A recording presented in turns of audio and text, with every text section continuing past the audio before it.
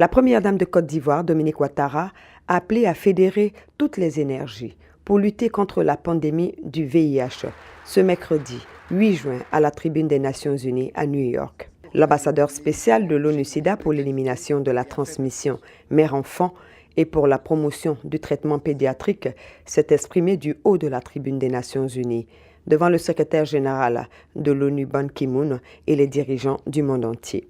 Dominique Ouattara a saisi cette opportunité pour lancer un appel à accélérer les mesures de lutte pour la prise en charge des malades du sida, notamment par la mobilisation des ressources. La première dame a réaffirmé l'engagement du gouvernement ivoirien avec l'aide des partenaires, engagement qui a permis d'enregistrer des progrès notables en Côte d'Ivoire. Il s'agit d'une situation inacceptable qui exige un important investissement en vue d'atteindre l'objectif de l'élimination du sida d'ici à 2030.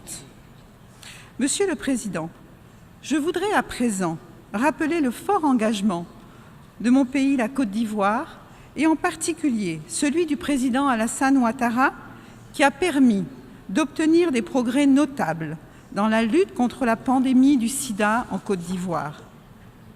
Et c'est à cet effet qu'il a déclaré, et je cite, « Nous devrons aller plus vite sur la question du traitement en Côte d'Ivoire en faisant en sorte que les autres 50% qui ne sont pas encore sous traitement puissent y avoir accès. Pour cela, j'ai décidé d'octroyer des ressources additionnelles.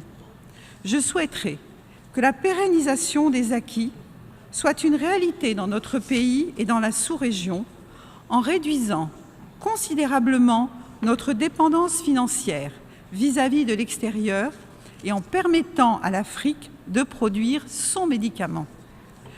Notre pays a déjà enregistré des progrès importants en matière de lutte contre le sida, même s'il reste encore beaucoup à faire. En effet, les nouvelles infections à VIH ont diminué de plus de 50%, passant de 52 000 en 2000 à 25 000 en 2014. Pour ce qui est de l'accès au traitement, plus de 150 000 personnes vivant avec le VIH sont sous antirétroviraux. Le pourcentage de femmes enceintes séropositifs qui reçoivent des antirétroviraux a fait un bond significatif, passant de 46% en 2012 à 80% en 2014. En matière de lutte contre la stigmatisation et la discrimination, la Côte d'Ivoire a adopté une loi spécifique pour la protection des personnes vivant avec le VIH-Sida. Pour clore ses propos, Dominique Ouattara a appelé à la mobilisation générale pour combler le fossé pédiatrique du traitement du VIH en facilitant un accès équitable au traitement antirétroviral. En ce qui me concerne, j'en appelle à la construction d'un partenariat mondial fort en vue de mettre en œuvre des actions coordonnées et en synergie pour qu'au cours des prochaines années, nous puissions venir à bout de l'épidémie du sida. Je reste en effet convaincue que notre action commune permettra de faciliter un accès équitable au traitement antirétroviral.